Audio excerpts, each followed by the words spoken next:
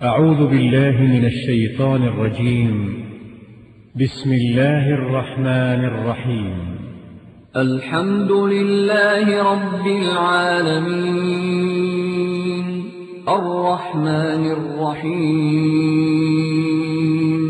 مالك يوم الدين إياك نعبد وإياك نستعين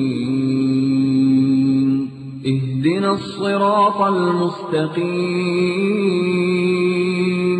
صراط الذين أنعمت عليهم غير المغضوب عليهم ولا الضالين.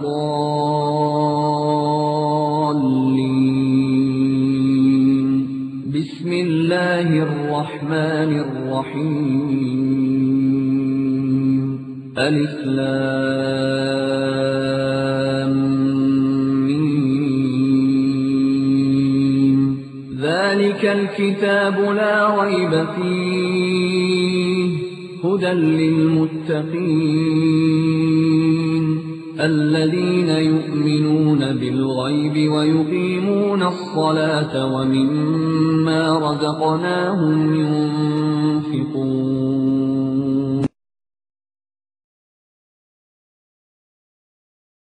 پھر موسیٰ نے کہا ایسی ہو، پھر کہنے لگے یہ بتاؤ وہ یعنی پوری 10-12 سوالات جو ان کے ہیں ہے نہیں، وہ گائے کیوں ذبح کروائی جا رہی تھی؟ پتہ ہے اللہ نے جو بیان فرمایا سورہ بقرہ آیت نمبر 72 اور 73 کے اندر، وہ گائے اس لیے ذبح کروائی جا رہی تھی کہ ان کے اندر ایک آدمی کو قتل کر دیا گیا تھا اور وہ قاتل کا پتہ نہیں چل رہا تھا، کوئی کہہ رہا تھا فلاں نے قتل کیا، کوئی کہہ رہا تھا فلاں نے قتل کیا.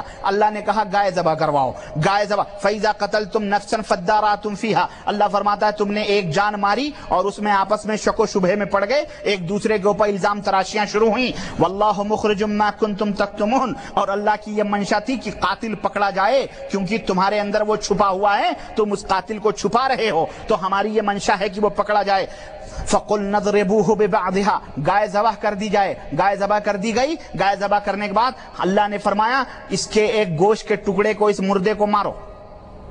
دیکھو یہ اللہ قانون تو یہی ہے کہ جو قتل کر دیا جائے دوبارہ زندہ، لیکن اللہ دیکھو قرآن کے دلائل ہیں یہ وہ میں یہ اس لیے بتلا رہا ہوں کہ اس میں کوئی شک نہیں کہ اللہ کا عام قانون یہی ہے، لیکن اللہ مجبور نہیں ہے. اللہ جب چاہتا ہے، جو چاہتا ہے، جیسے چاہتا ہے کرتا ہے. تو اللہ رب العزت نے فرمایا اس کو مارو. گوشت کا ٹکڑا مارا گیا، وہ آدمی زندہ ہو کے بیٹھ گیا. پوچھا گیا کس نے قتل کیا؟ کہا فلاں نے ہم کو قتل کیا ہے. چور پکڑا گیا، قاتل پکڑا گیا. سورہ بقرہ آیت نمبر 72 اور 73. اور آگے بڑھو، یہ حضرت ابراہیم علیہ السلام ہے. اللہ نے سورہ بقرہ آیت نمبر 260 کے اندر ان کا واقعہ ذکر فرمایا. اور کیا کہا؟ وَإِذْ قَالَ إِبْرَاهِيمُ رَبِّ أَرِنِي كَيْفَ تُحْيِي الْمَوْتَى. جب ابراہیم نے کہا اے اللہ مجھے تو دکھا دے تو مردے سے زندہ کیسے کرتا ہے، تو پھر پورا واقعہ آپ کو معلوم ہے کہ اللہ نے فرمایا کہ کیا تجھے میرے اوپر یقین نہیں ہے؟ کہنے لگے یقین ہے وَلَٰكِن لِيَطْمَئِنَّ قَلْبِي، تاکہ میرا دل مطمئن ہو جائے. اللہ نے فرمایا 4 پرندوں کو پکڑو، ان کو ذبح کرو. ذبح کرنے کے بعد میں ان کو ادھیڑ دو، بوٹیاں بوٹیاں کر دو، ایک کو خلط ملط کر دو، سارے پرندوں کو خلط ملط کر دو. پھر پہاڑوں کی 4 چوٹیوں پہ رکھ دو چاروں کو. فَثُمَّ ادْعُهُنَّ، پھر ان کو آواز دو، پھر ان کو آواز دو. یَأْتِینَکَ سَعْیًا، رب کے قانون سے آواز تم دو گے، اللہ انہیں زندہ کر کے تمہارے پاس لائے گا. ابراہیم نے ایسے ہی کیا، چاروں کو خلط ملط کر کے اور جناب علی جب قتل پتل مار پیٹ کے اور ان کے پکھڑے اکھڑے سب نکال کے پہاڑوں پہ رکھ دیے اور پکارنا شروع کیا. تو چاروں پرندے دھڑا دھڑ آپس میں جو جس کا گوشت، جو جس کا پوچھ، جو جس کے چمڑے، جو جس کے پنکھیڑو، جتنے پرتے لگ پھڑ کر کے فوراً حضرت ابراہیم علیہ السلام کے سامنے آ گئے. دیکھیں مرنے کے بعد زندگی نہیں ہے، جب قتل کر دیا ختم کر دیا ختم. لیکن اللہ رب العزت یہ بتلانا چاہتا ہے کہ اللہ رب العزت کے ہاں ان قوانین میں لچک ہے، جب چاہے وہ جیسے کر سکتا ہے. یہ میں بتا رہا ہوں. اس طرح کی اور بھی مثالیں آپ کو قرآن کریم کے اندر ملیں گی. موسیٰ علیہ السلام کو دیکھ لیجئے، توریت جب اپنی قوم کے اندر لائے تو یہی خبیث یہودیوں نے کہا ہم نہیں مانتے کہ یہ اللہ کا کلام ہے، تم ہم کو اپنی آنکھوں سے دکھاؤ کہ اللہ آسمان سے تمہارے لیے یہ کلام اتارا ہو. حضرت موسیٰ علیہ السلام کہنے لگے چلو بھائی 70 آدمی ان اپنی قوم سے لیے کوہ طور پہ پہنچے. اب جب کوہ طور پہ پہنچے ثابت کرنے کے لیے تو ان یہودیوں نے پھر چلانا شروع کیا بنی اسرائیل نے کہ اے اللہ مجھے دکھا دے. تو نمبر 2 ایک تو ہمارے سامنے آ جا، اور نمبر 2 یہ جو کتاب ان کو دیا ہے پھر سے اتار کے دکھا. اللہ نے کہا یہ تو نہیں ہو سکتا ہے. ایک بجلی کڑکی اور سارے کے سارے مر گئے. سارے کے سارے مر گئے، 70 کے 70 مر گئے۔ موسیٰ علیہ السلام نے دیکھا یہ تو سارے کے سارے مر گئے، قوم کو کیا جواب دوں گا؟ کہنے لگے اللہ رب العزت کہنے لگے اللہ یہ تو سارے کے سارے مر گئے، قوم کو کیا جواب دوں گا میں؟ یہ تو مر گئے۔ اللہ نے پھر ان کو زندہ کیا، ثم بعثناکم من بعد موتکم، سورہ بقرہ آیت نمبر 56۔ اللہ نے فرمایا پھر ہم نے ان کو دوبارہ اٹھایا جبکہ وہ مر چکے تھے، پھر ہم نے ان کو زندہ کیا۔ تو دیکھیں یہاں پر زندگی تھی، اللہ نے مارا، پھر ان کو دنیا ہی کے اندر زندہ کیا۔ اس کے علاوہ اور بھی بہت سے سارے واقعات ہیں جو اس بات کی واضح دلیل ہیں کہ اللہ اپنے نظام اور قانون میں جو عام ہے وہ تو ہے ہی، لیکن کبھی کبھی اس کے اندر استثنائی شکل و صورت رکھتا ہے، الگ سے کوئی قانون اپنے لیے رکھتا ہے اور اس کی خاص شکل و صورت ہوتی ہے اور اس کے اندر وہ تبدیلی فرماتا ہے۔ چنانچہ اللہ کا قانون ہے کہ موت تو دو ہی ہے، زندگی بھی دو ہی ہے، لیکن ہم یہاں دیکھ رہے ہیں کہ عزیر کو 3 موت مل رہی ہے اور 3 زندگی مل رہی ہے۔ مل رہی ہے کہ نہیں مل رہی ہے؟ بولو، 3 زندگی مل رہی ہے۔ حضرت موسیٰ علیہ السلام کے ماننے والوں کو 3 زندگی مل رہی ہے، عیسیٰ علیہ السلام کے مردوں کو 3 زندگی مل رہی ہے کہ نہیں مل رہی ہے؟ اسی طرح حضرت ابراہیم کے جو پرندوں کو مارا تھا اس کو 3 زندگی مل رہی ہے اور 3 موت مل رہی ہے۔ یہ اللہ کی مرضی ہے۔ حالانکہ اللہ کا یہ عام قانون قرآن کے اندر موجود ہے کہ 2 ہی موت ہے اور 2 ہی ثم یمیتکم ثم یحییکم ثم یمیتکم ثم یحییکم، پہلے مردہ پھر زندہ، کیف تکفرون باللہ، پہلے مردہ پھر زندہ پھر مردہ پھر زندہ تم کیے جاؤ گے۔ ابھی ہم زندگی کے کون سے مرحلے میں ہیں ذرا بتلاؤ مجھے؟ جی دوسرے مرحلے میں ہیں، تیسرا تو مرنے کے بعد آئے گا، پھر چوتھا آخرت میں آئے گا مرحلہ، لیکن ہم ابھی زندگی کے کون سے مرحلے میں ہیں؟ دوسرے مرحلے کے اندر ہیں۔ دیکھیں اتنا سمجھ لینے کے بعد میں اچھا اب ایسے واقعات ہمیشہ نہیں ہوتے ہیں بلکہ شاذ و نادر ہی ہوتے ہیں، کبھی کبھی ہوتے ہیں، ہمیشہ نہیں ہوتے ہیں، یہ شاذ و نادر واقعات۔ اتنا سمجھ لینے کے بعد میں اب دیکھیے، خود اپنے اوپر غور کیجئے، خود آپ لوگ سب اپنے اوپر غور کرو۔ کس چیز میں غور کرو؟ آپ کی یہ زندگی ہے، اس دنیا کی زندگی کے اوپر دیکھیں، اس دنیا کی زندگی میں اللہ آپ کے اوپر کس طرح سے موت کے نقشے کو یا موت کو تعریف فرماتا ہے۔ یہ موت یہی نیند ہے۔ نیند جب آپ سوتے ہو تو ہمارے ہاں مثل مشہور ہے، سونا اور مرنا دونوں برابر ہے، اور اسی وجہ سے اللہ کے نبی صلی اللہ علیہ وسلم فرماتے ہیں کہ نیند یہ موت کی دوسری بہن ہے، نیند یہ موت کی بہن ہے۔ اور یہی وجہ ہے کہ اللہ کے حبیب صلی اللہ علیہ وسلم نے نیند سے جاگنے کے بعد میں کون سی دعا ہم کو فرمائی ہے پڑھنے کے لیے؟ یاد ہے؟ الحمدللہ الذی احیانا، تمام تعریفیں اس اللہ کے لیے ہیں جس نے ہمیں زندہ کیا، بعد ما اماتنا، ہمیں مارنے کے بعد، ہماری موت کے بعد، وَإِلَيْهِ النُّشُورُ، اور اسی کی طرف اٹھ کر کے جانا ہے۔ نشر کہتے ہیں جمع ہونے کو، حشر اور نشر، اٹھ کر کے جانا اللہ کے بارگاہ میں۔ تو گویا انسان کو روزانہ پاک پروردگار موت اور حیات دونوں سے روشناس کراتا ہے، اور پاک پروردگار روزانہ زندگی اور موت کو یاد دلاتا ہے، اور زندگی اور موت کے درمیان میں انسان کو رکھتا ہے کہ نہیں رکھتا ہے، کیونکہ نیند بھی موت کی ایک بہن ہے۔ اب آئیے اس نیند کے تعلق سے چند ایک حقیقت بھی آپ کو بتلاؤں۔ یہ جو نیند ہے، جب آپ اس نیند کے معاملے پہ غور کریں گے تو روح کی بحث شروع ہو جائے گی، اور وہ کس طرح سے کہ تمام علماء اور حکماء اور ڈاکٹرز اور جتنے بھی اطباء ہیں سب اس بات کو تسلیم کرتے ہیں کہ انسان کے پاس جو روح ہے وہ 2 طرح کی ہے۔ ہمارے اور آپ کے پاس جو روح ہے، جان ہے، یہ کتنے طرح کی ہے؟ 2 طرح کی ہے۔ نمبر 1، ایک روح وہ ہے جسے روح حیوانی کہا جاتا ہے، یہ خون کے ساتھ گردش کرتی ہے، جو خون ہے اس کے ساتھ گردش کرتی ہے، یعنی جب تک خون کی گردش، خون کا دوڑنا جسم کے اندر جاری اور برقرار ہے، یہ روح بھی موجود ہے، لیکن اگر یہ روح نکل جائے تو خون کی گردش فوری طور پر بند ہو جاتی ہے۔ ایک روح تو یہ ہے، اور دوسری روح، اسے روح انسانی کہا جاتا ہے یا نفس کہا جاتا ہے۔ وہ کیا ہوتی ہے؟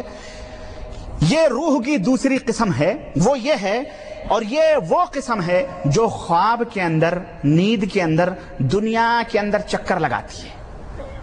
آپ پڑے ہوئے ہو سعودی کے اندر، آپ کی روح پہنچی ہوئی ہے کہاں؟ انڈیا میں اپنے محترمہ سے بات کر رہی ہے، ہاں اپنے ماں باپ سے مل رہی ہے کہ نہیں ہوتا ہے؟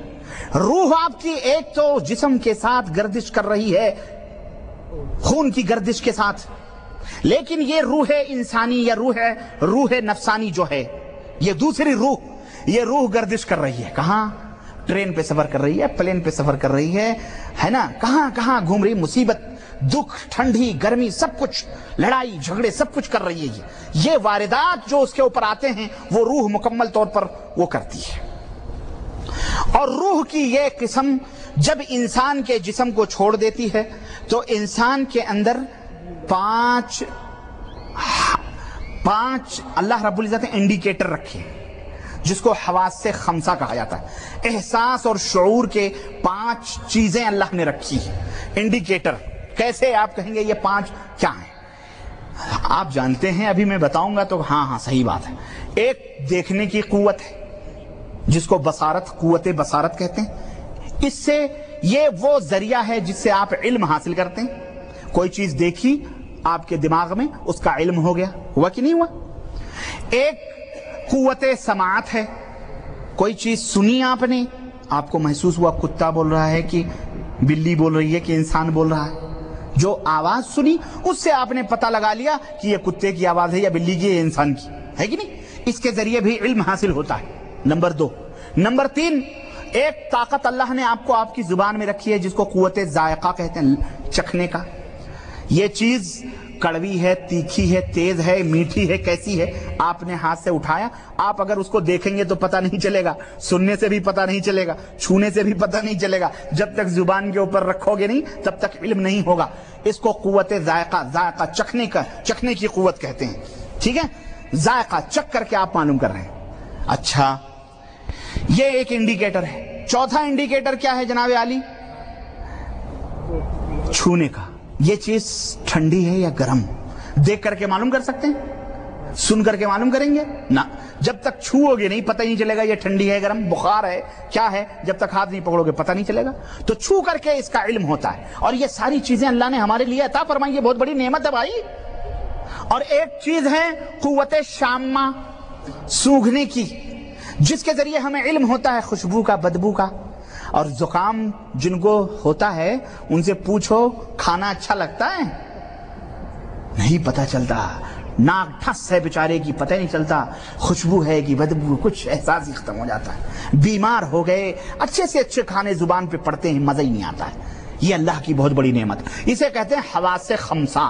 5 ایسی احساسات، انڈیکیٹر ہیں جو رب ذوالجلال نے آپ کو عطا فرمائے ہیں، جس کے ذریعے سے آپ پورا علم حاصل کرتے ہیں۔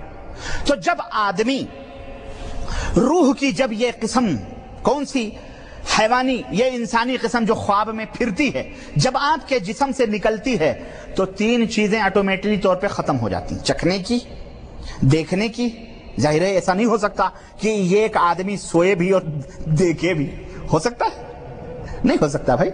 چکھنے کی قوت ختم ہو گئی، چھونے کی بھی قوت ختم ہو گئی، اور دیکھنے کی بھی قوت۔ البتہ 2 قوتیں ذرا سا لگی رہتی ہیں۔ کبھی کبھی یہ ہوتا ہے کہ سننے کی جو قوت ہے، کبھی تیز آواز سے کسی نے جگایا تو آدمی فوراً جاگ جاتا ہے، یا کوئی خوشبو اچھی سے آئی یا بدبو آئی تو آدمی پریشان ہو کر کے، یہ بھی اس کا بھی تعلق جو ہوتا ہے بڑا خفیف سا، کمزور سا، ہلکا سا انسان کے ساتھ ہوتا ہے۔ البتہ سننے کی یہ 2 قوتیں، یہاں یہ بات یاد رکھیں کہ یہ جو دونوں روحیں ہیں نا جو میں نے بتلائی ہیں، ایک تو خون کے ساتھ جو گردش کر رہی ہے اور ایک خوابوں میں جو سیر کرتی، یہ جو دونوں روحیں ہیں، خواہ وہ حیوانی ہو یا انسانی، ان کا آپس میں اتنا گہرا رشتہ اور تعلق ہے کہ یہ ایک ہی اکائی کے 2 حصے ہیں، ایک ہی اکائی کے یہ 2 حصے، دو جز ہوتے ہیں۔ یعنی اگر نفسانی روح خواب میں دوران خواب میں کسی دوران چکر جہاں وہ گشت کر رہی ہے، اگر کسی چیز سے وہ لطف اٹھاتی ہے تو اس کا اثر انسان جو سویا ہوا ہے نا اس کے اوپر بھی ہوتا ہے۔ نہیں سمجھ آئی؟ جو لذت وہ اٹھا رہی ہے کہیں گردش، بھائی یہ دیکھ لو، آپ لوگ تو خوابوں میں گھس گئے اب، ہے نہیں؟ خوابوں حقیقت ہے کہ نہیں، اس سے انکار تو نہیں کیا جا سکتا۔ जो लज्जत वो उठाती है वहां ख्वाबों में, आदमी न जाने कहां पहुंच जाता है कि नहीं, आप लोग समझदार हैं, उसका असर इस बिस्तरे पे पड़े हुए रूह को भी उस लज्जत से वो फैज़याब वो रूह होती है। और अगर रूह नफसानी ख्वाब में परेशान होती है, कहीं फंस गई चक्कर में डाकुओं के, चोरों के, या कहीं कुछ लड़ाई झगड़े हो गए या कोई हादसा उसे पेश आता है, तो वो चीखने और चिल्लाने लगता है, और बसा औकात उसकी चीख इतनी तेज होती है कि वो बिल्कुल आजू बाजू वाले भी सुन के हड़बड़ा जाते हैं। होता है कि नहीं होता? तो उसको जो घूम रही है, उसको जो भी असर होता है वो इस जिस्म के ऊपर उसका असर पड़ता है। और कभी कभी ये जिस्म के ऊपर जाहिर भी होता है। अगर वहां मारपीट खा रही है वो रूह, तो इस जिस्म के ऊपर जागने के बाद पता चलता है यार इसके जिस्म के ऊपर चोट लगी। और अगर मजा भी आता है तो उसका भी पता चलता है, आदमी को गुस्ल की भी जरूरत पड़ जाती है। समझ गए आप लोग? बहरहाल है कि नहीं, जो जागने के बाद में आदमी को पता चल जाता है कि हाँ वाकई ऐसा हुआ है ना। लेकिन बहरहाल ये वो कैफियत है जिसमें हद शरई माफ है, आपके ऊपर कोई हद नहीं है, आप कहीं भी खाएं और फिरें और चुनें, है ना। तो रूह से मुताल्लिक ये चंद हकीकतें, और मैं आपको इसका निचोड़ आपको बताऊं कि ख्वाब से हर इंसान को कसरत से साबका पड़ता है, कोई भी इंसान हो। बसा औकात आदमी, बाद लोग ख्वाबों को याद रखते हैं, लेकिन कुछ लोग ऐसे होते हैं देखते हैं लेकिन उनको याद नहीं रहता। लेकिन बहरहाल हर आदमी को ख्वाबों से साबका पड़ता है, और इस ख्वाब से चंद ऐसी हकीकतों का हमें पता चलता है जिनके सबूत देने की हमको जरूरत नहीं होती है। मसलन नंबर 1, ख्वाब में जो वाकयात रूह को पेश आते हैं, अक्सर व बेशतर वाकयात के वो असरात उस रूह का जिस्म, उस वाकयात से जो रूह का जो जिस्म होता है वो अक्सर व बेशतर बेखबर भी होता है। कभी कभी ये वाकयात हो जाते हैं, जाहिर होता है, लेकिन अक्सर क्या होता है वो जिस्म बेखबर होता है। नंबर 2, ख्वाब में कभी कभी ऐसा होता है कि आदमी दबा के खा रहा है मुर्ग मुसल्लम, है कि नहीं, खूब पेट भर के खा लिया, लेकिन जब उसकी नींद खुली तो क्या यकीनन उसका पेट भरा हुआ रहता है? उसको भूख महसूस होती है। इसका पता कभी कभी क्या होता है वो असरात जाहिर होते हैं, लेकिन अक्सर बेशतर वो असरात जाहिर नहीं होते हैं, बल्कि वो भूख है। अलबत्ता कभी कभी इंसान का जिस्म मुतासिर जरूर होता है, लेकिन आम कायदा यही है कि हमारा ये जिस्म रूह नफसानी से ख्वाब में जो होने वाले वाकयात होते हैं उससे मुतासिर आम कायदा यह है कि नहीं होता है। अलबत्ता कभी कभी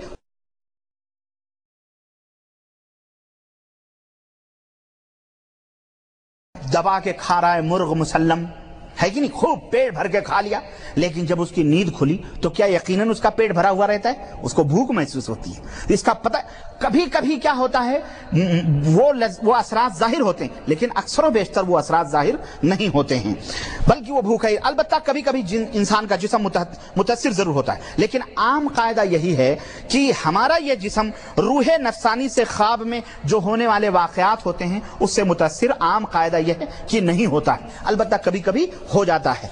नंबर 2, ख्वाब में ये रूह आराम और तकलीफ दोनों से दो चार होती है, यहां तक कि मर भी जाती है। कभी कभी आदमी सोचता है कि वो ख्वाब देखता है कि वो मर गया है, उसकी नमाज जनाजा पढ़ाई जा रही है, वो कब्रिस्तान में भी दफन होता। अल्लाह की कसम कभी कभी होता है, आदमी मर जाता है, लेकिन जब वो बेदार होता है तो अपने आप को टटोलता है, देखता नहीं भाई मैं जिंदा हूं, मैं मरा नहीं, है ना। और कभी कभी ख्वाब ही में वो जिंदा भी हो जाता है। तो कभी कभी आदमी ख्वाब में भी ख्वाब देखता है, हाँ ऐसा भी होता है। तो ये ख्वाबों का जो है ना मसला, और ये ऐसी बातें हैं मेरे भाई जिससे हर शख्स को साबका पड़ता है।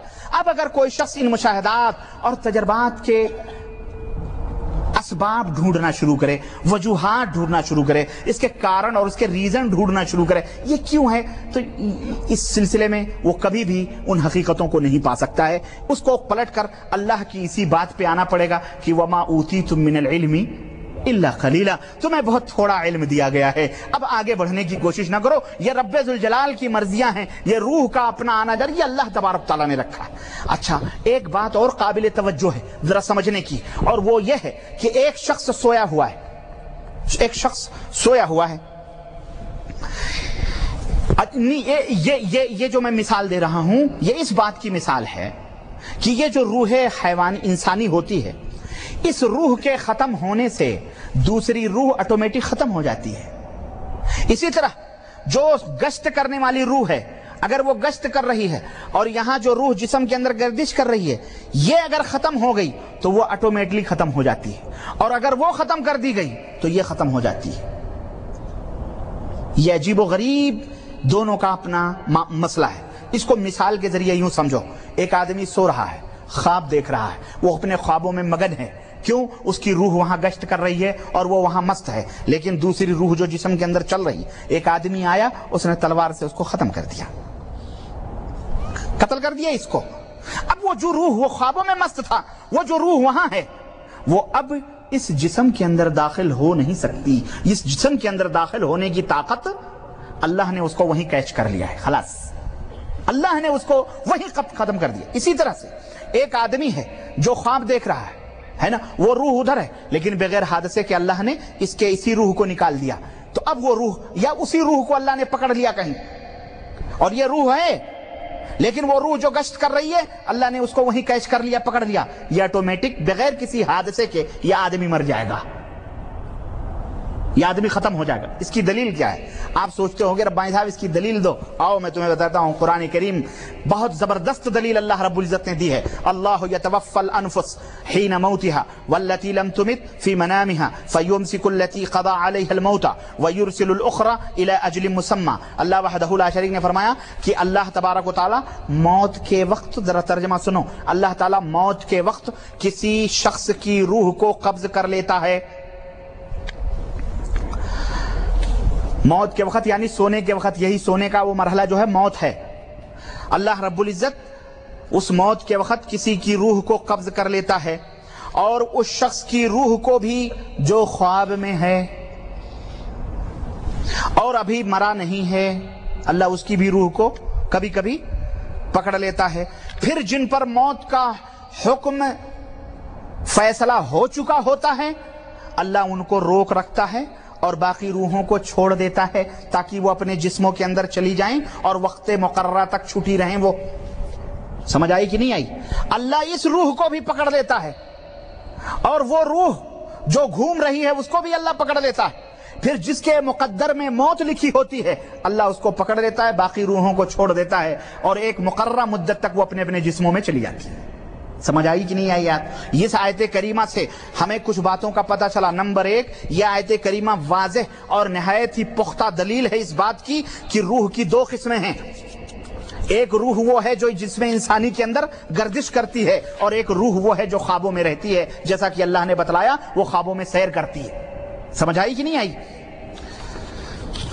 ایک روح وہ ہے جو کسی حالت میں جسم سے جدا نہیں ہوتی, لیکن دوسری وہ ہے وہ گھومتی رہتی ہے اور ہر طرح کے واقعات سے وہ دوچار ہوتی رہی, اسے روح انسانی کہتے ہیں. نمبر دو, اس آیت کریمہ سے ہمیں یہ بھی معلوم ہوا کہ روح حیوانی یا روح انسانی, روح حیوانی کا تعلق صرف بدن سے ہوتا ہے, اور بدن نہ ہو تو اس روح کا کوئی وجود نہیں رہتا ہے, بلکہ موت کے ساتھ ساتھ یہ روح بھی, روح حیوانی جو ہے یہ ختم ہو جاتی, انتظار نہیں کرتی یہ بدن سڑ جائے تب میں ختم ہونا, بلکہ جو بدن کے جسم خون کے ساتھ جو روح گردش کرتی ہے یہ روح ختم ہو جاتی ہے, یہ موت کے ساتھ فوراً ختم ہو جاتی ہے نا. یہ بدن کا انتظار نہیں کرتی, بلکہ جیسے ہی بدن مرا یہ بھی مر جاتی ہے, اور اسی کو میت یا لاش کہا جاتا ہے.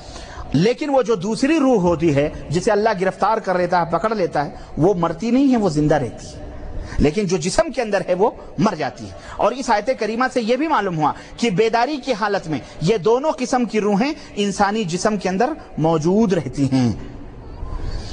یہ دوسرا مرحلہ ہے. یہ کون سا مرحلہ ہے زندگی کا؟ دوسرا مرحلہ, جس میں ہمیں خواب کے ذریعے اللہ موت اور زندگی کو بتلاتا ہے اور سمجھاتا ہے کہ جب تمہیں نیند آتی ہے تو کس طرح روحوں کو ہم پکڑ لیتے ہیں, اور ایک روح تمہارے اندر رہتی ہے, اور پھر وہ روح کے اوپر جو کچھ بھی ہوتا ہے عام طور پر وہ ظاہر ہوتا ہے. ٹھیک ہے.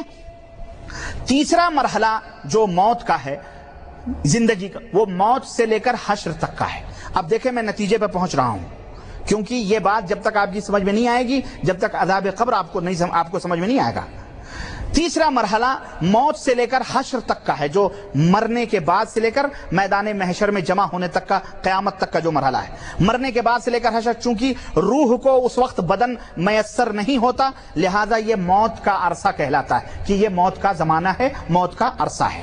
مگر دنیاوی زندگی کی طرح, سنو مثال, دنیاوی زندگی کی طرح اس عرصہ موت میں بھی کچھ استثنائی یعنی خاص شکلیں موجود ہیں. اور وہ کس طرح سے؟ مثلا ایک عذاب قبر ہے, اب میں آ رہا ہوں, ایک عذاب قبر ہے.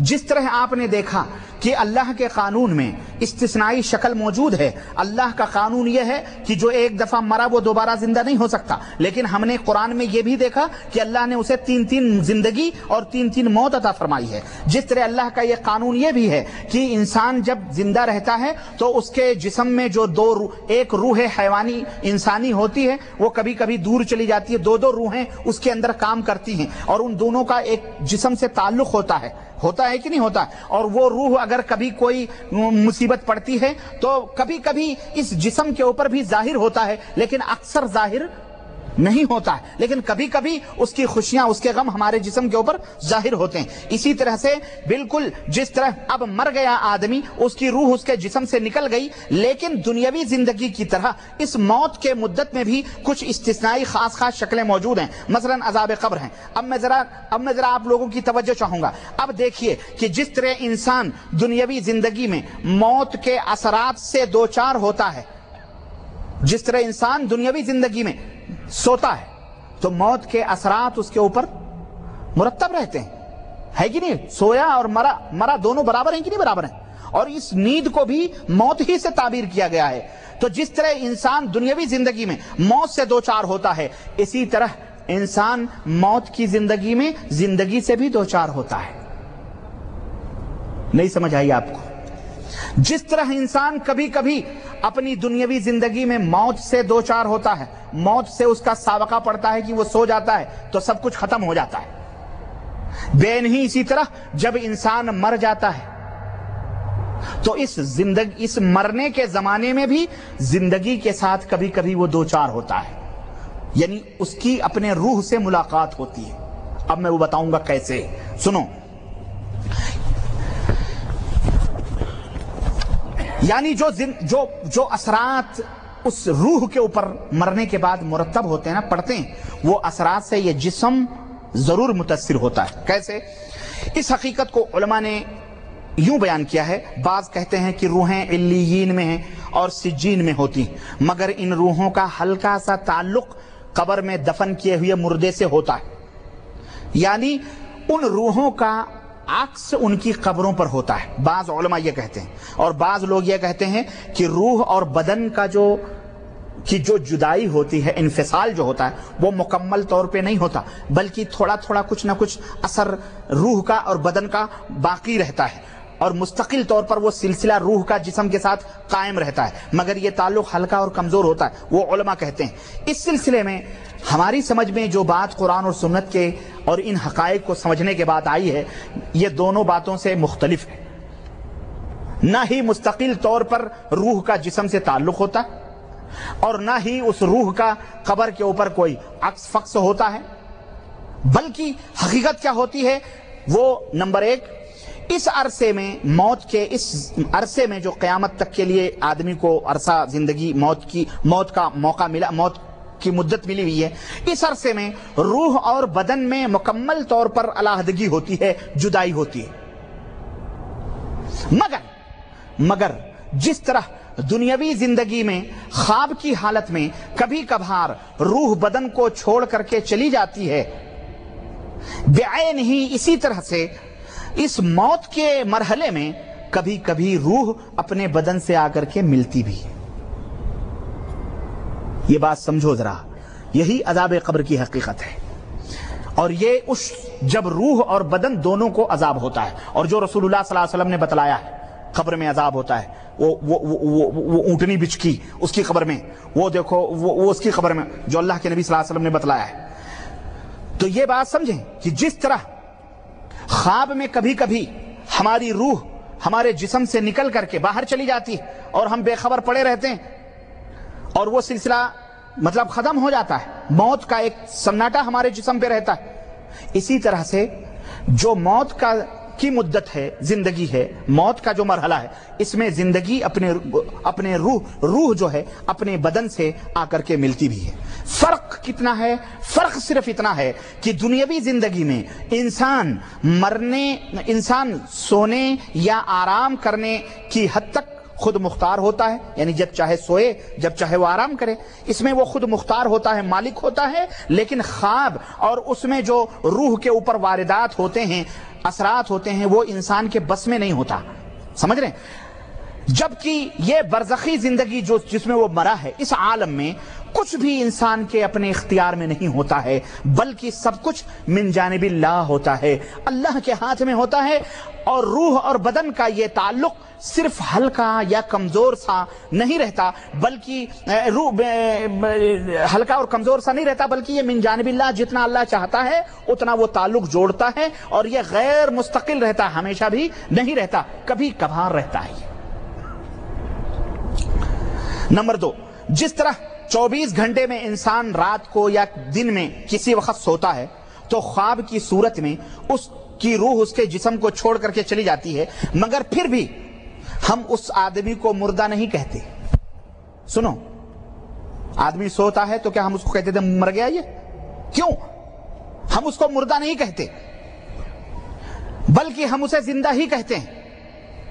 اسی طرح مرنے کے بعد اس عرصہ موت میں 1-2 بار روح آ کر کے اپنے بدن سے ملتی ہے، قبر میں اس کے لوٹائی جاتی ہے، جیسا کہ اللہ کے رسول صلی اللہ علیہ وسلم نے بتلایا ہے. مگر پھر بھی ہم اسے زندہ نہیں کہتے ہیں، بلکہ اسے مردہ ہی کہتے ہیں. سمجھ آئی کہ نہیں آئی یہ بات؟ اسے مردہ ہی کہتے. کیوں؟ عام طور پر اللہ کا قانون یہ ہے کہ مر گیا ہے، خلاص. اب وہ کبھی کبھار استثنائی شکل وہ آگ آتی ہے، اللہ رب العزت کرتا ہے، تو وہ بن جانب اللہ ہوتا ہے، اس کو ہم زندہ نہیں کہیں گے، اس کو ہم مردہ ہی کہیں گے. نمبر 3، پھر جس طرح سے خواب کی حالت میں روح کے بدن کو چھوڑنے کے وقت بھی حقیقتاً زندگی کے آثار سونے والے پر غالب رہتے ہیں. وہ روح چلی گئی لیکن ایک آدمی سویا ہے تو زندگی کے جو آثار ہیں اس جسم کے اوپر غالب ہیں، یعنی موجود ہیں. اکثر یہی ہے کہ وہ زندہ ہے. اسی طرح سے اس عرصے موت میں جب روح اپنے بدن سے آ کر کے ملتی ہے، ملاقات کرتی ہے، تو اس ملاقات کے دوران میں اس میت کے اوپر موت کا عرصہ غالب ہوتا ہے، موت کے آثار غالب ہوتے ہیں، زندگی کے آثار بڑے ہی کم رہتے ہیں. نمبر 4، اسی طرح جس طرح کی خواب میں روح دکھ اور سکھ اور رنج و علم، راحت اور خوشی سے دوچار ہوتی ہے، اور کبھی کبھی اس کے اثرات بدن پر ہمارے نمودار بھی ہوتے ہیں، اسی طرح اس مرنے والے آدمی کا جو موت کا جو عرصہ یا موت کی جو مدت ہے، اس میں روح کو عذاب و ثواب ہوتا ہی ہے. تاہم اس ملاقات کے دوران اس کے اثرات اس کے جسم کے اوپر بھی قبر کے اندر بھی ظاہر ہوتے ہیں، اس کے اوپر وارد ہوتے ہیں. سمجھ آئی کہ نہیں آئی؟ اور یہی عذاب قبر کی حقیقت ہے، یہی عذاب قبر کی، سمجھو اس کو.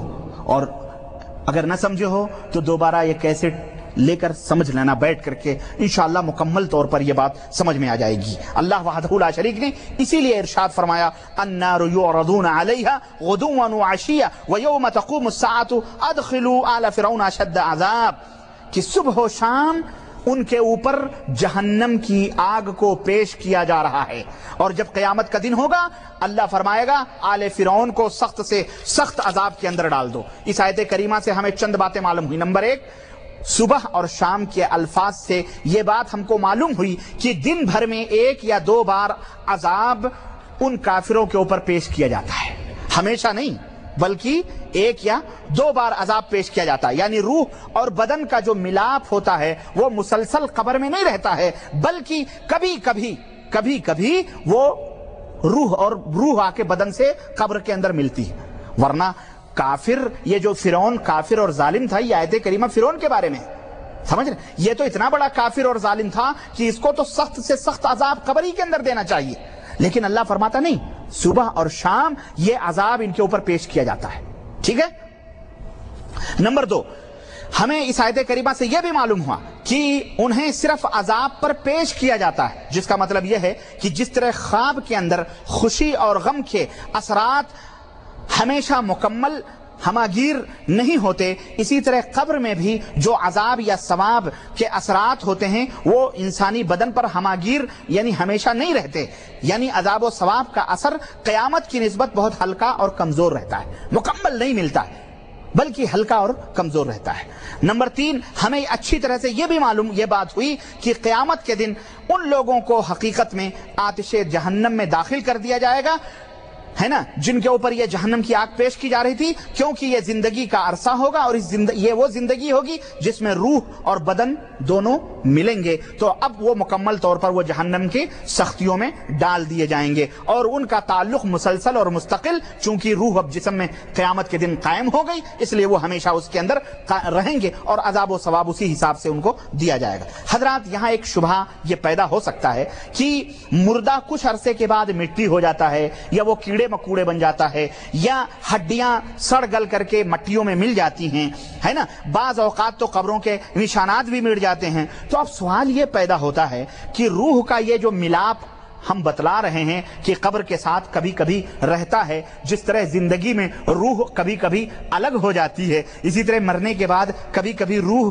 جسم سے ملتی ہے، اللہ یہ رکھتا ہے، یہ اس کی اپنے قدرت ہے۔ تو پھر جب آدمی مٹی ہو گیا یا اسے کیڑے مکوڑوں نے کھا لیا، ہڈیاں سڑ گل گئیں، تو پھر یہ روح جو آ کر کے ملتی ہے، یہ کس چیز سے ملتی ہے؟ کس چیز سے ملتی ہے کہ نہیں؟ اور پھر ایک ایک قبروں میں 10 آدمی 20 آدمی دفن کیے جاتے ہیں، سب کی مٹیاں آپس میں خلط ملط ہو گئیں، تو یہ کیا ہوا آخرکار؟ یہ کیسے ہوتا ہے؟ اور یہی نہیں بلکہ بعض لوگوں کو تو درندے کھا لیتے ہیں، کسی کو شیر کھا لیتا ہے، کسی کو مچھلیاں نگل جاتی ہیں۔ تو پھر یہ جو قبر ہے، یا یہ جو، اور پھر وہ مچھلیاں بھی مر جاتی ہیں، پھر وہ درندے بھی مر جاتے ہیں کھا پی کر کے، ہے کہ نہیں؟ ان کو بھی موت آتی ہے، پھر وہ بھی مٹی میں خلط ملط ہو جاتے ہیں۔ تو پھر سوال یہ پیدا ہوتا ہے کہ یہ روح کس سے ملتی ہے، کن جسم کے کس حصے سے آ کر کے ملتی ہے کہ نہیں؟ ایک طرح کا شبہ ہے یہ۔ آؤ میں تمہیں بتاؤں، بڑا ہی یہ پیچیدگی ہے۔ اب آئیے میں آپ کو بتلاؤں، عمومی طور پر تو یہی ہوتا ہے۔ اچھا، جب ہم یہ سوچتے ہیں تو ہمارے دماغ میں عجیب و غریب پیچیدگیاں پیدا ہو جاتی ہیں، اور آخر میں یہی نتیجہ نکلتا ہے کہ انسان کی لاش مٹی میں مل کر مٹی کے ذرات ہی کے اندر جب وہ تبدیل ہو جاتی ہے، اور عمومی طور پر یہی ہوتا ہے۔ لیکن ایک بات میں آپ کو بتاؤں کہ عام طور پر تو یہی ہوتا ہے کہ مٹی میں ہمارے جسم سب کچھ مل جاتے ہیں، لیکن اس کے اندر بھی کچھ استثنائی شکل ہے۔ انبیاء علیہ السلام کے جو جسم ہیں، انبیاء علیہ السلام کے جو بدن ہیں، اللہ کے رسول صلی اللہ علیہ وسلم فرماتے ہیں کہ اللہ نے زمین پر یہ حرام قرار دیا ہے کہ وہ انبیاء علیہ السلام کے جسم کو کھائے، اس لیے انبیاء علیہ السلام اس کیٹیگری سے باہر ہے۔ ٹھیک ہے، یہ استثنائی شکل۔ عام طور پر تو یہی ہم نے دیکھا کہ انسان کا جسم مٹی بن جاتا ہے خلاص، لیکن نبی اس سے الگ ہے۔ ایک تو یہ، تو یعنی ان کا جسم یہ مٹی نہیں ہوتا ہے۔ تو اس سے ہمیں یہ بات یہ معلوم ہوئی کہ لاش جو میت ہوتی ہے اس کی 2 شکلیں ہوتی ہیں۔ ایک تو اس کی ابتدائی صورت ہوتی ہے، ابتدائی صورت یعنی وہ میت، وہ لاش تر و تازہ ہوتی ہے، اور قبر بھی تر و تازہ ہوتی ہے، اور قبر کے اندر اس کو دفن کر دیا جاتا ہے۔ پھر قبر کے نشانات بھی بعض لوگوں کے قائم و دائم رہتے ہیں۔ ایسی حالت میں اللہ وحدہ لا شریک نے، آپ لوگ اکتا تو نہیں رہے بھائی؟ ہاں، بس میں نتیجے پر پہنچ رہا ہوں، بالکل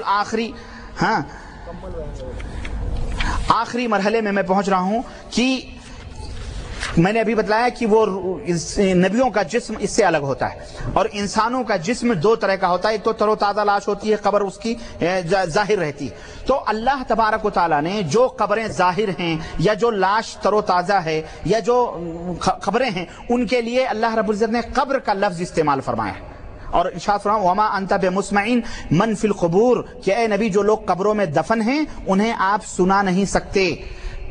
ایک صورت تو یہ ہے کہ قبر ظاہر ہے، یا قبر کے اندر دفن ہونے والے مردے ابھی تر و تازہ ہیں، تو ایسی صورت میں اللہ نے اس کو قبر سے تعبیر فرمایا کہ یہ قبر ہے۔ ٹھیک ہے، لیکن اللہ تبارک تعالیٰ نے دوسری صورت، اللہ رب العزت نے اجداث، جدس کا لفظ استعمال فرمایا ہے قبر کے لیے۔ جدس उसको कहते हैं जिस मुर्दे के निशानात खत्म हो चुके हों, उसके कब्र की मिट्टियां भी खत्म हो चुकी हों, बल्कि उसके ऊपर मार्केट बाजार यानी बिल्कुल पता ही नहीं चलता हो कि ये जगह कोई दफन है, ऐसे मकाम को अल्लाह ने जदस से ताबीर फरमाया है। चुनांचे अल्लाह रब्बुल इज्जत ने इरशाद फरमाया फैज़ा नुफ़िख़ फ़िस्सूरी, जब सूर फूंका जाएगा, फ़ैज़ा हुम मिनल अजदासी इला रब्बिहिम यंसिलून, तो वो लोग अपने इन कब्रों से, जदस यानी अजदास, ये जमा है जदस की, मतलब यानी कि अपने उन जगहों से जहां वो दफन थे, जिनके निशानात खत्म हो गए थे, वहां से उठ उठ करके अपने रब की तरफ दौड़ेंगे। लुगत के अंदर ये फर्क कब्र के अंदर और जदस के अंदर तो नहीं मिलेगा, लेकिन कुरान के तर्ज़े बयान से ये बात पता चलती है कि कब्र के निशानात जाहिर हों और कब्र के अंदर लाश तरोताजा या वो पता हो, यानी ये एक शक्ल जो बाकी हो, तरोताजा हो, तो अल्लाह ने उसके लिए कब्र इस्तेमाल फरमाया है कि तुम उन कब्र वालों को सुना नहीं सकते।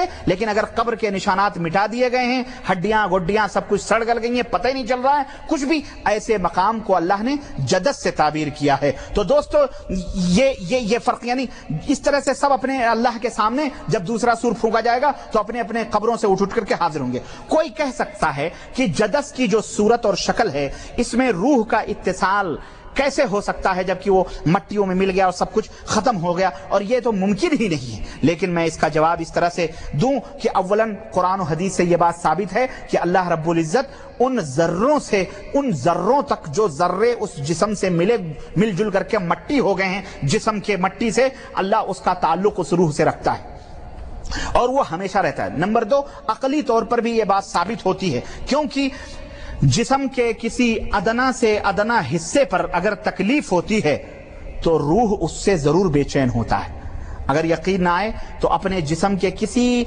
छोटे से हिस्से पर सुई चुभाओ, तो ये बताओ रूह को तकलीफ होती है कि नहीं होती है कि नहीं? बेऐन ही इसी तरह से हमारा जिस्म मिट्टी में मिलकर रेजा रेजा हो जाए, जर्रा जर्रा हो जाए, लेकिन वो पाक परवरदिगार को पता है कि फलां का जिस्म किन मिट्टियों से मिला हुआ है और उसके जर्रे जर्रे कहां हैं, उसको इल्म है कि नहीं है? वो बेशक इल्म है। तो जब अल्लाह रब्बुल इज्जत उस रूह से उस जर्रे से मिलाना चाहता है तो उसको मिला देता है, और यहां तकलीफ देता है उस जर्रे को तो रूह तड़पती है, रूह को तकलीफ होती है तो जिस्म।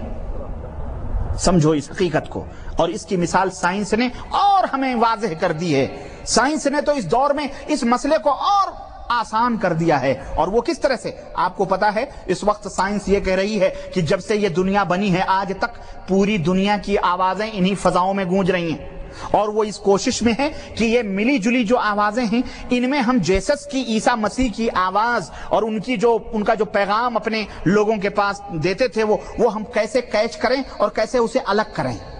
पूरी आवाज इन फजाओं में मौजूद है, और अब वो ये कोशिश में है कि ये हम किस तरह से अलग अलग करके एक एक आवाजों को सुने।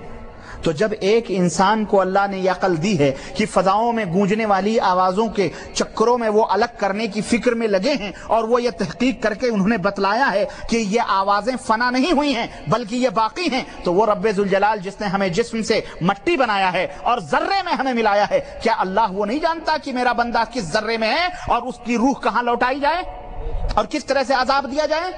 बिल्कुल इसी तरह से अकली तौर पर भी जिस तरह कुरान और सुन्नत से साबित है, इसी तरह अकली तौर पर भी ये बात साबित होती है कि रूह लौटाई जाती है, और कभी कभार कभी अक्सर तो रूह ही के ऊपर अजाब होता है, लेकिन कभी कभार जिस्म के ऊपर भी उसके असरात मुरत्तब होते हैं और वो असर जिस्म के ऊपर भी होते हैं। नतीजा ये निकला कि अजाब कब्र ये हक है, और इसका ताल्लुक कभी रूह, सिर्फ रूह से होता है, कभी रूह और बदन दोनों से होता है। अब एक सवाल का जवाब देके मैं अपनी बात खत्म करूं। एक सवाल ये पैदा होता है कि तो फिर जब कब्र के अंदर अजाब और सवाब होता है, जन्नत की खिड़की खुल जाती है जान, तो फिर ये हिसाबो किताब का क्या मतलब है? महशर में हिसाबो किताब का क्या मतलब है? अल्लाह हिसाबो किताब क्यों लेगा? ये एक ऐसा सवाल है जिससे कि हम परेशान होते हैं। इसका जवाब इस तरह से सुने आप। इसका जवाब यह है कि कब्र में हिसाब नहीं लिया जाता, कब्र में सवालो जवाब होता है। कब्र में हिसाब सिर्फ सरसरी तौर पर, यूं समझिए, एक जांच की जाती है, सरसरी तौर पर एक तफ्तीश की जाती है। मुनकर नकीर 3 बुनियादी मोटे मोटे सवाल पूछते हैं और इस आजमाइश के नतीजे में मैयत को खुशी या गमी के सामान मुहैया कर दिए जाते हैं। हिसाब किताब नहीं लिया जाता कि तुमने कितनों को कत्ल किया, कितनी नमाजें पढ़ी, कितने नहीं पढ़ी, ये नहीं हिसाब किताब होता है।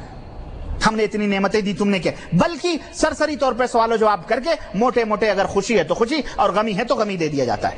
अच्छा, और कब्र में अजाब और सवाब की हिकमत क्या है, क्यों ऐसा होता है? नंबर 1, मोमिन अगर है तो मोमिन आदमी को जन्नत दिखला दी जाती है और उसे जन्नत की खुशखबरी देकर न सिर्फ ये कि उसके जहन को इत्मीनान और सुकून बख्श दिया जाता है, बल्कि जन्नत की थोड़ी बहुत नेमत भी कब्र के अंदर दिखाकर उसकी हवाएं भी, उसकी नेमतें भी दे दी जाती हैं। और उन नेमतों की निस्बत इतनी होती है जितनी इस अरसे मौत को जिंदगी से होती, बस समझ रहे हैं, जितनी जिंदगी उसे उतनी ही जितनी उस मौत के मुद्दत में उसे जिंदगी मिली है, इतनी ही वो नेमत उसको मिलती है। इसी तरह नंबर 2, अगर वो काफिर होता है तो उन काफिरों को जन्नत दिखलाई जाती है, जन्नत उन काफिरों को दिखलाई जाती है। कहते हैं हाँ ये तो बहुत अच्छी जन्नत, लेकिन दिखला के फिर जहन्नम दिखलाया जाता है कि देखो ये जन्नत तुम्हारा मुंह फेर के जहन्नम की तरफ कर दिया गया है ना, ताकि उनको हसरत और मजीद यास और नाउमीदी हो जाए और उनको तकलीफ हो, उनको यही अजाब हो, और फिर जन्नत की थोड़ी बहुत खिड़कियां खोलकर उनको मुसलसल उन्हीं अजाबों में रखा जाता है।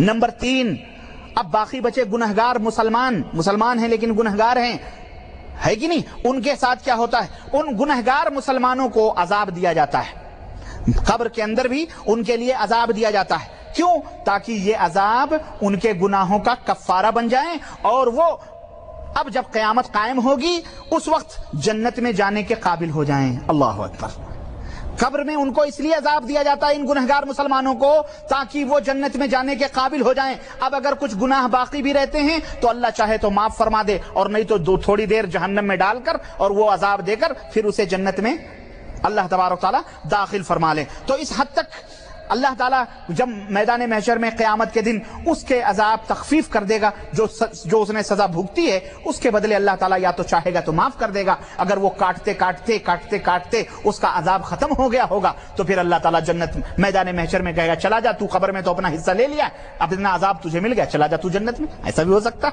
है कि नहीं? तो ये अजाब जो हिसाब किताब से पहले जो कब्र में होते हैं इसका यही फलसफा है। और जहां तक हिसाब का ताल्लुक है तो ये मामला आजमाइश से सख्त है और शदीद है, क्योंकि हिसाब अल्लाह खुद लेगा, अपने सामने खड़ा करेगा और फिर मीजान और तराजू मुतय्यन किए जाएंगे और फिर उसके ऊपर तुम्हारे आमाल नामे तोले जाएंगे और फिर उसके बाद मैदान महशर में यह चौथा मरहला आएगा कि अल्लाह तबारक तआला उस जिस्म को रूह अता फरमाएगा, उस रूह को जिस्म अता फरमाएगा और फिर उखरवी जिंदगी होगी और फिर हिसाब किताब के बाद में जो जन्नत में, जो जहन्नम में। और यह हिसाब किताब भी कोई ज्यादा वो नहीं होगा बल्कि अक्सर तो सरसरी होगा। अल्लाह पूछेगा जाओ, अल्लाह पूछेगा जाओ, उसकी रहमत सबके साथ होगी। अल्लाह के नबी फरमाते हैं कि अगर अल्लाह की रहमत किसी को न घेरे हो तो वह जन्नत में नहीं जा सकता। किसी ने पूछा अल्लाह के नबी क्या आपको भी अल्लाह की रहमत की जरूरत है? कहने लगे हाँ, अगर मुझे भी अल्लाह अपनी रहमत में न ढांप ले तो मैं जन्नत में नहीं जाऊंगा। अल्लाह अकबर। तो ये अल्लाह की रहमत होगी, अल्लाह सरसरी तौर पर अक्सर हो, और इसी को हिसाबन यसीरा, आसान हिसाब से अल्लाह और उसके रसूल ने ताबीर फरमाया है। लेकिन अगर किसी से अल्लाह ने गिरफ्त कर ली और उसे पूछ गछ कर ली तो फिर उसका बेड़ा गरक है, यूं समझो वह बर्बाद। तो मेरे अजीज, ये अजाब कब्र की हकीकत थी जो रूह और रूह के ताल्लुक से ख्वाब और दीगर अकली और नकली और कुरान और सुन्नत से साबित करके मैंने आपके सामने रखा। अब मैं समझता हूं इंशाअल्लाह आप अजाब कब्र की इस हकीकत से वाकिफ हो गए होंगे। अगर मजीद कुछ शकूक और शुबहात होंगे आपके ज़हन दिमाग में तो बराहे करम आप सवालात के जरिए इसको अगली मजलिस में अल्लाह के लिए जरूर लिख के लाइएगा। और ये एक इल्मी चीज है और कुरान और सुन्नत का ईमान और अकीदा है। अल्लाह रब्बुल इज्जत से दुआ है कि अल्लाह हमें और आपको इसको समझने और इसके ऊपर अमल की तौफीक अता फरमाए, और जो गुमराह हैं अल्लाह उन्हें भी समझने की तौफीक अता फरमाए, और अल्लाह हम सबको आखिरत की जिंदगी में जन्नत नसीब फरमाए और हम सबको अजाब कब्र से महफूज फरमाए। और वो लोग जो अजाब कब्र के मुनकिर हैं अल्लाह उन्हें हिदायत अता फरमाए, वरना इसी अजाब कब्र में वो पहले मुलव्वस किए जाएंगे। अल्लाह हम सबको इस अजाब कब्र से महफूज रखे, आमीन या रब्बल आलमीन। व सल्लल्लाहु अला नबियना मुहम्मद व अला आलिहि व सहबिहि अजमईन। वस्सलामु अलैकुम व रहमतुल्लाहि व बरकातुहू। ताखीर के लिए मैं माजरत चाहता हूँ, अल्लाह आप लोगों को जज़ाए खैर अता फरमाए। सवाल जवाब इंशाअल्लाह अगली मजलिस में कर लेंगे, आज टाइम ज्यादा हो गया, 11:15 हो रहे हैं। मैं کہ جنہوں نے اپنے موعظہ حسنہ سے ہمیں نصیحت کی اور آپ لوگ بڑے اطمینان اور سکون کے ساتھ بیٹھے.